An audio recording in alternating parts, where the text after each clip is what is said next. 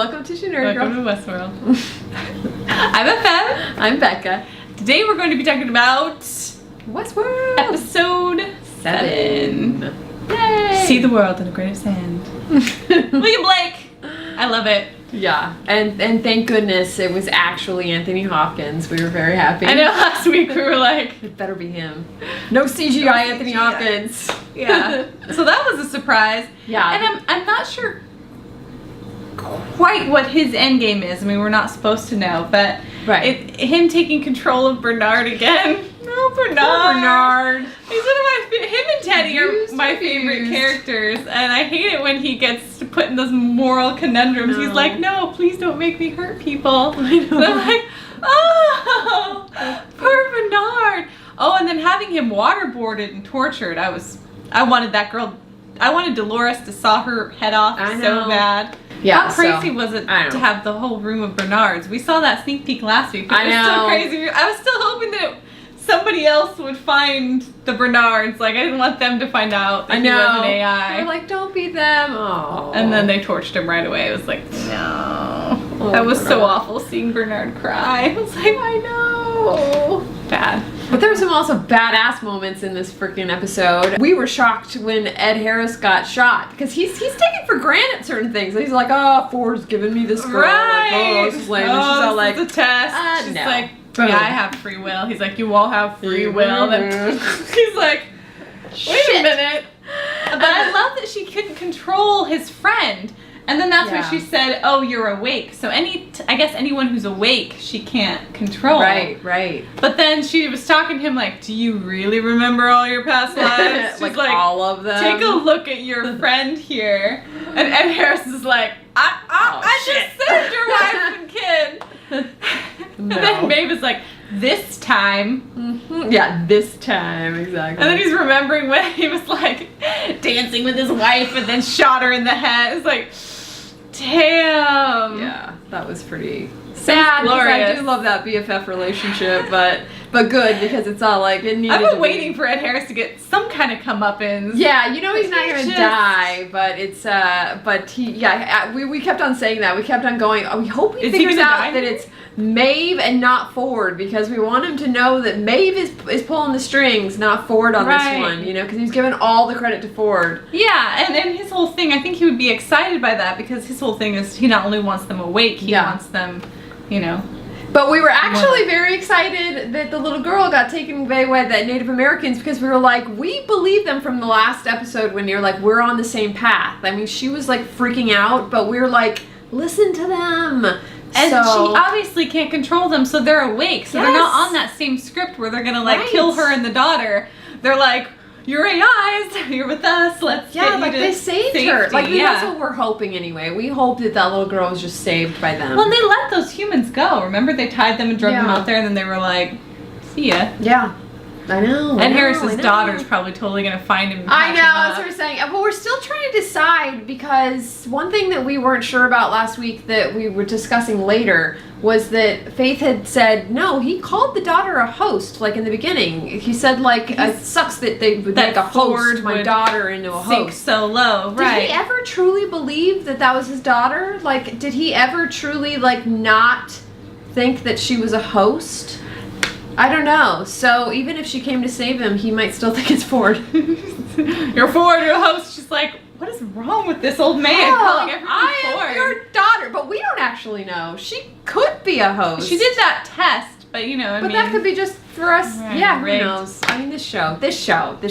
And the timelines too, the hopping back and forth. I feel like in the first season it was that shock when they did it with Ed Harris, but it was just that one shift. But here it's like pop, pop, pop, pop, pop. I feel like I have to rewatch. As soon as we get to the end, I'm going to rewatch the whole season to see how they were weaving everything through. Yeah, because it does feel like there's a couple different timelines going on. I mean, it might just be 2, but it feels like there's more than that. Right, because when Bernard says things like, is this the now? Or, this isn't really happening. Jesus. This happened back then. And I'm like, so when do we get to the now? It's like Spaceballs. Is this the now? Is this the now? This is the now. When did we pass now? Just then. Just then. When is then now? soon. Shut the hell down. You know what I'm talking about. That's right. Facepalm. Then to throw the whole thing in a loop was to have, when Bernard goes inside his head through the weird, like the cradle aspect, and so we get to see Anthony Hopkins, his consciousness exist in that space. So that felt like another, even though it wasn't a timeline thing, it still felt like another existence, another dimension. So that, I think that's what adds to the confusion, is that it's just like there's so many different places where all these characters exist in these, like, you see Clementine here, and then you see Clementine die, and then you see, and you're just like, wait, it's a lot. It's a lot. It's interesting that they got rid of their backups. So they're basically human now, mortal, because if they die once, there's no backup. Yeah, I was saying it's like Battlestar when they got rid of the resurrection ship. No more resurrecting! Yeah, which is an interesting choice. I don't know if I would make that choice. I know that she doesn't want them to have it, because then they could just reboot her anytime. Right, exactly. But at the same time, she's kind of cutting her ties to immortality. I mean, she's got that amazing android body. Yeah. The androids are awake. Maeve, too. So that was good. Yeah, I thought she was going to kill Maeve. And she's like, this would be a mercy. I'm like, don't kill Maeve. I know. I want her and Maeve to join forces so bad, because it's like they're both just these really powerful women. Yeah. Maybe it'll get there. They'll all meet in the valley in the end. Hopefully all not drowned like Teddy. Apparently. Yeah, see, now that's why I'm saying that was the, oh god, anyway, okay, yes, we'll find out at some point.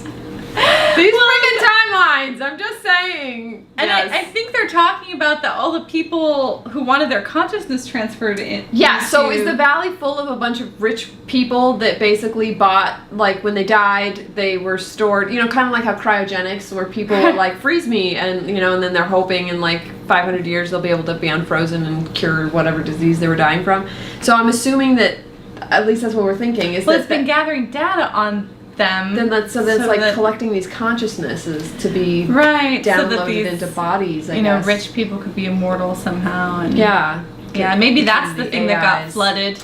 That Ford, that is now in Bernard's brain, could have been the one to flood the valley, because he's trying to, throw that plan off, because he wants the AIs to cross the threshold and become the new existence. Because he's trashing humanity a lot with the talk, like they burn everything they touch. They have this, system of violence, whereas these created AIs can become more. So it seems like Ford is on the side of the AIs, which I think the original Bernard was as well. Right. Because he didn't want his creations to be used in this sort of playhouse where they would be, the control. But it is interesting that you bring that up, because with Bernard, he said that they tested him for years, like him and Dolores, in that house together, to make sure that he'd be like a real Bernard. Yeah, so that's interesting that she finally fooled Dolores and was able to become Bernard. It's interesting because going through that, like now that he's getting all his memories, when she's sort of waterboarding him to make him remember everything, like if that's ever gonna, or if he's just gonna be like batshit crazy for I don't know. I think Bernard will pull it together. I hope so. We're reaching for you, Bernard. Yeah. Ford said that he would deteriorate outside of that algorithm. It doesn't exist the guy. But did he pull himself out of that algorithm and now is in that magic chip thing that's in Bernard's brain that's different from the others? I think so. I mean, I think he's saying that he's in that magic ball. Like he's kind of hijacking Bernard's body, but maybe that's why Bernard's brain is exploding. It's interesting what he tells the people at the end, like, go to this place. Is that Bernard, or is that Ford being like, fuck you guys, go to this place? It's a trap. Yeah, it's probably a trap. Oh, and that scene with Dolores and her dad, I cried. Oh, I did too. I know. When he's just like, I love you, baby. I was like, because he got to finally have that moment of where he was awake, and he's like, they put stuff in my brain. You're gonna have to. You're gonna have to take me out. Because even like she was like, "Are you ready for this?" Like you knew at least you knew that he knew that he had to die for that. But then they had that beautiful moment. I know where he said that he loved her, and she loved him too. Teddy just went like this. I have been deleted of all emotions. Thank you, Dolores. I guess you fixed that too. He probably would have cried cried for the dad. I know, he would have. He would have been like, old Teddy. oh, Dolores, I'll do it. I'll do it, Dolores. You go wait outside. So, yeah. Now it's just like, guy. are you done? Yeah, time to go.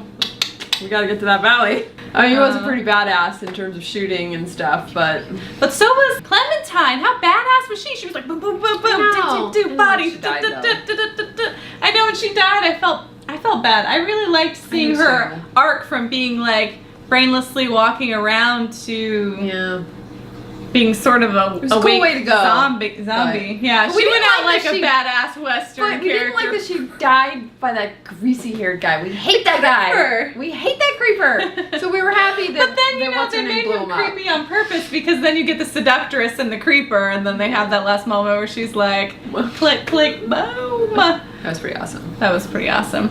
But for her to be a suicide, like to know that she's gonna die, that was so sad. She's like, I mean, because they kind of implied that she's like one of the originals. Because remember, she was the one who sold she was the there whole with thing. Dolores back in the day. But even before that, remember when they're selling it to William's, or not William's son, the son of the main guy. Yeah, the main guy's son. Yeah. Yeah, she was Prince the one. Caspian from Narnia. He's come a long way since Narnia. Such a long way. Yeah, she was the original welcome wagon. Yeah. So for her to be the one to say welcome to Westworld and blowing up the cradle. Yeah, that was such a great line. Yeah, welcome to Westworld. Boom. And on that line, goodbye. Boom. We'll see you next week. Oh wait, check out Becca's channel. Yes, and check out FM's channel if you want to see more reviews. Yes, I do reviews. I don't. I don't do reviews. No, I do a little bit of everything. So if you want to check that out, but if you want to see more of our reviews, subscribe to our channel. And thank you so much for joining. And we'll see you next week. Bye.